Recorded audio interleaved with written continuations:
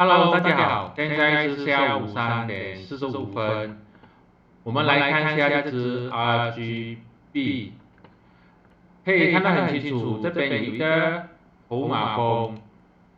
它现在股价的0.330，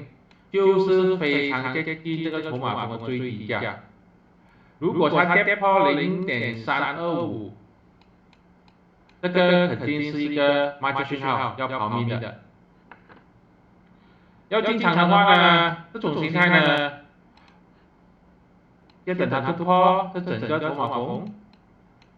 把它这个套牢盘变成支撑盘，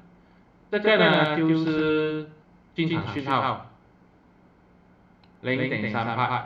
突破0.38买入讯号，跌破0.32卖出讯号。这些都是我的个人看法，并没有任何的买卖建议，谢谢大家。